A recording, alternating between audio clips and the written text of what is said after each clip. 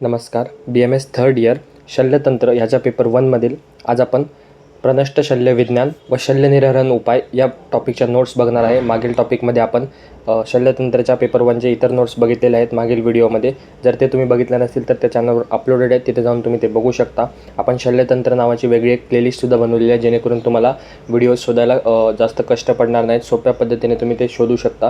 प्रत्येक विषयाची वेगवेगळी प्लेलिस्ट बनवलेली आहे, तिथे जाऊन तुम्ही ते बघा.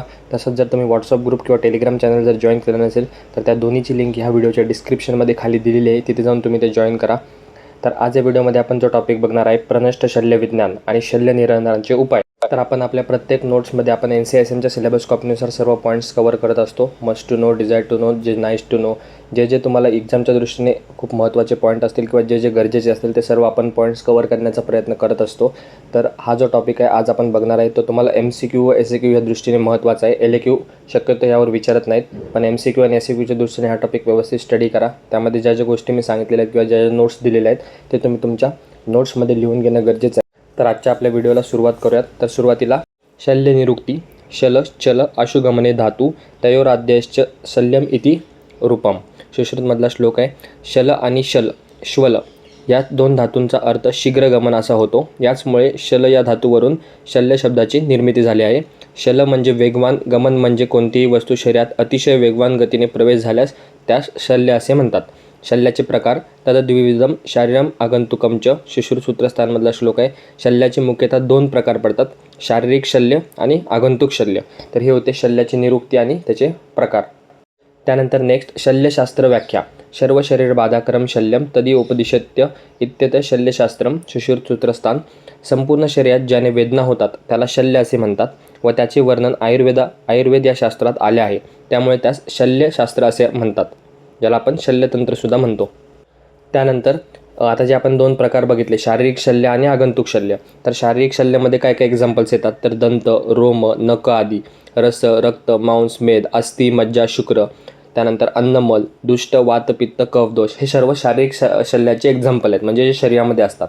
आणि आगंतुक शल्य जे पदार्थ दुःख उत्पन्न करतात व जे शारीरिक शल्यापासून वेगळे आहेत ते सर्व शल्य हे आगंतुक शल्यामध्ये येतात.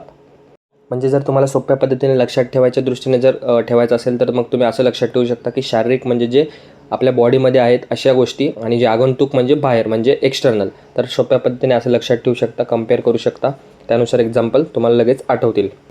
त्यानंतर शल्याचे प्रसिद्ध भेद. सुश्रुतांनी शल्याचे विशेष भेद वर्णन केले आहेत. शल्य हे कसे व कशाचे बनलेले असते त्यावरून त्याचे भेद केलेले आहेत. जसं की लोह, बांबू, तृण, वृक्ष, शृंग, अस्थि यांनी बनलेले पदार्थाला त्यांनी शल्य म्हणलेलं आहे. विशेषतः लोह हिंसा करण्यासाठी.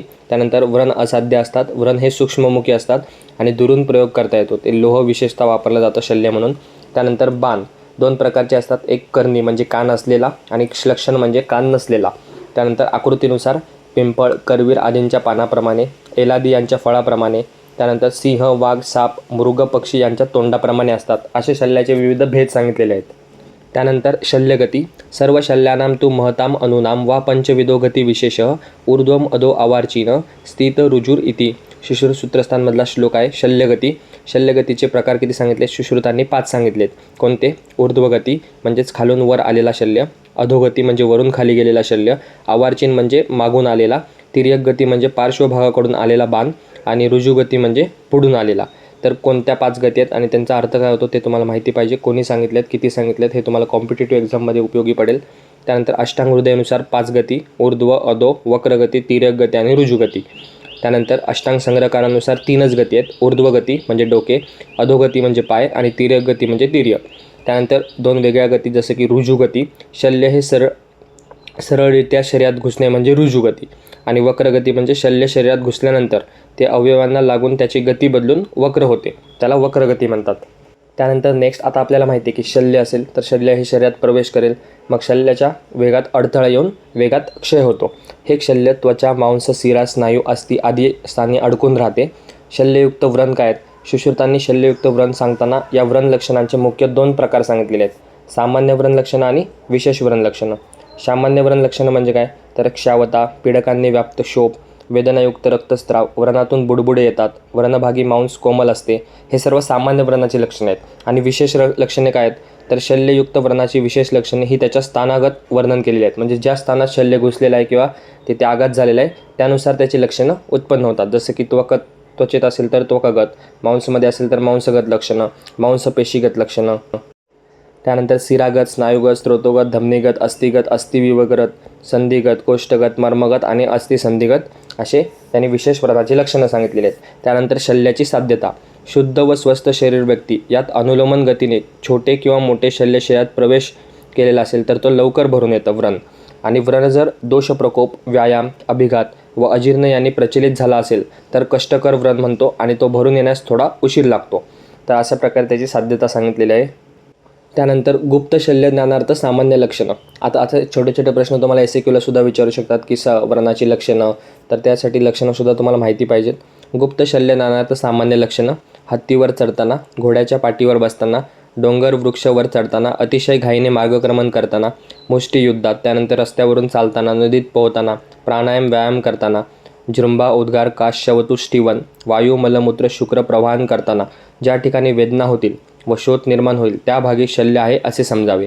तर गुप्त शल्य कसं समजावं, लक्षणं काय तर ते इथे दिलेलं आहे. निशल्य व्रण ज्ञानार्थ लक्षणं. म्हणजे निशल्य व्रण ज्ञानार्थ लक्षणं काय आहेत, कसं समजायचं तर अल्पवेदनायुक्त, शोथ नसलेला, कोणतेही उपद्रव नसणारा, रुग्ण प्रसन्न चित्त असताना मृदूपर्यंत, त्यानंतर सर्व बाजूंनी व्रणपरीक्षा करून असा व्रण निश्चितच निशल्य असतो. अष्टांग हृदयकारांनी शल्याचे 4 प्रकार सांगितलेले आहेत. ते आकृतीनुसार सांगितलेले आहेत. त्यामध्ये गोल म्हणजे वृत्ताकार, 2 कडे असणारे पृथू, त्रिकोणी त्रिपुटी आणि चतुकोष्णी म्हणजे आयताकार, हे 4 अष्टांग हृदयांनी शल्याचे प्रकार सांगितलेले आहेत. त्यानंतर आता हे झालं प्रनष्ट शल्य विज्ञानबद्दल. त्यानंतर शल्य निर्हरण म्हणजे आता शल्य काढायचा कसा, त्याचे काय उपाय आहेत तर शल्य उपनयन, त्यामध्ये एक्स्ट्रॅक्शन ऑफ फॉरेन बॉडी, शरीरात अडकलेला शल्य शरीराबाहेर काढणे या क्रियेस शल्य उपनयन असं म्हणतात, म्हणजे बाहेर काढणे. शल्याचे निर्हरण करताना मुख्यतः त्याच्या प्रकारानुसार त्यास बाहेर काढावे लागते. अस्तादी धातूत अडकलेले शल्य अवबद्ध असते, टाईट असते, आणि त्वकादी धातूत अडकलेले शल्य हे अनवबद्ध म्हणजे लूज असते. तर शल्य प्रकार. शल्य द्विविधम अवबंधम अनवबंधमच्या सुश्रुतमधला श्लोक आहे. म्हणजे तेच 2 प्रकार असतात, अवबद्ध म्हणजे फिक्स्ड आणि अनवबद्ध म्हणजे लूज. त्यानंतर अनवबद्ध शल्य हरण उपाय. आता पहिलं अनवबद्ध शल्य कसा काढायचा तर शिथिल शल्याचे निर्हरण करण्यासाठी 15 प्रकारचे उपाय वर्णन केलेले आहेत. तर शल्य निर्हरण उपाय हे तुम्हाला SAQला सुद्धा प्रश्न विचारू शकतात. तर त्यामध्ये तुम्हाला दोन्ही लिहायचं आहे, अनवबद्ध आणि अवबद्ध शल्य निर्हरण उपाय. तर पहिलं अनवबद्धमध्ये 15 उपाय सांगितलेले आहेत. स्वभाव, पाचन, भेदन, दारण, पीडन, प्रमार्जन, निर्वापन, वमन, विरेचन, प्रक्षालन, प्रतिमर्श, प्रवाहन, आचूषण, हर्ष आणि अयस्कांत. ही 15च्या 15 नावं आयाशी पाठ करा. तुम्हाला समजण्यासाठी तिथे ब्रॅकेटमध्ये इंग्लिश शब्द दिलेत जेणेकरून तुम्हाला त्याचा अर्थ समजेल. त्यानंतर सर्व शल्य निर्हरणार्थ उपाय. आता अनवबद्ध झालं, पण सर्व शल्य कॉमनमध्ये काय सांगितलं आहे तर सर्व प्रकारचे शल्य आहरणार्थ 2 उपाय वर्णन केलेले आहेत. पहिलं प्रतिलोम म्हणजे ज्या बाजूने शल्य शरीरात प्रविष्ट झाले आहे त्याच बाजूने त्याचे आहरण करणे. म्हणजे ज्या रीतीने ते आतमध्ये घुसले त्याच डायरेक्शनमध्ये त्याला बाहेर काढणे, त्याला प्रतिलोम उपाय म्हणतात. आणि अनुलोम म्हणजे काय तर ज्या बाजूने शल्य शरीरात प्रविष्ट झाले आहे त्याच्या उलट म्हणजे विरुद्ध बाजूने त्याचे आहरण करणे. आवर्चीन शल्य प्रतिलोम गतीने आहरण करावे आणि पराचीन शल्याचे अनुलोम गतीने आहरण करावे. शल्य निर्हरण करण्याच्या ह्या पद्धतींमध्ये शल्य निर्हरण करत असताना शरीराला कमीत कमी इजा होईल याची काळजी घेतली पाहिजे. म्हणजे आपण एकतर शल्य झालेला आहे, शल्य घुसला आहे, त्याचा ट्रॉमा झालेलाच आहे, पण ते काढताना अजून काही वेगळा ट्रॉमा होणे ह्याचीसुद्धा आपण काळजी घ्यायची. त्याच्या आजूबाजूचे वेसल्स, नर्व, आर्टरी, नर्व काहीसुद्धा डॅमेज होऊ नये ह्याचीसुद्धा काळजी घ्यायची. हे करत असताना जर मूर्छा आली तर रुग्णाच्या शरीरावर शीतल जलाचा परिषेक करावा, मर्माचे रक्षण करून आश्वासित करावे. त्यानंतर शल्य निर्हरण पश्चात्कर्म. आता शल्य निर्हरण तर झाले, मग त्याच्या पश्चात्कर्म काय असतात तर व्रणामधून रक्तस्राव होत असल्यास रक्तस्तंभन कार्य करावे. त्यानंतर स्वेदन द्यावे, कोष्णघृत आणि अग्नीचे स्वेदन, दहन कर्म करावे, कॉटरायझेशन ज्याला आपण म्हणतो. त्यानंतर अभ्यंग, घृत आणि मधूचे अभ्यंग करावे, व्रणबंधन करावं आणि व्रण पथ्य अपत्य पालन करावं. तर हे शल्य निर्हरण केल्याच्या नंतर म्हणजे शल्य आता शरीरामधून बाहेर काढलं आहे आणि पेशंट हा सेफ आहे, त्याच्यानंतर काय काय कर्म केले पाहिजेत, जे पश्चात्कर्म केले पाहिजेत ते शल्य निर्हरण पश्चात्कर्माच्या अंडर येतात. तर या होत्या शल्यतंत्र पेपर 1 मधील प्रनष्ट शल्य विज्ञान आणि शल्य निर्हरण उपाय या टॉपिकच्या नोट्स. MCQ आणि SAQच्या दृष्टीने हा टॉपिक इम्पॉर्टंट आहे, त्या दृष्टीने त्याला अभ्यास करा. NCSMच्या सिलेबस कॉपीनुसार जे इम्पॉर्टंट पॉईंट होते ते आपण नोट्स पाहिलेले आहेत. तरीसुद्धा तुम्हाला जर वाटत असेल तर तुम्ही एकदा सिलेबस कॉपी व्हेरीफाय करू शकता. त्यामध्ये एखादा पॉईंट असेल तर तुम्ही कमेंट देखील करू शकता की हा पॉईंट तुमचा राहून गेलेला आहे. त्यावरसुद्धा आपण पॉईंट्स अपलोड करण्याचा प्रयत्न करू. आणि हा जर व्हिडिओ तुम्हाला आवडला असेल तर व्हिडिओला लाईक करा, चॅनलला सबस्क्राईब करा, तुमच्या इतर मित्रांमध्ये शेअर करा. आपण भेटूया पुन्हा लवकरच अशाच एका नवीन व्हिडिओमध्ये नवीन टॉपिकसोबत. धन्यवाद. So guys, subscribe Ayurveda Essence for more such videos. You will get all handwritten notes here.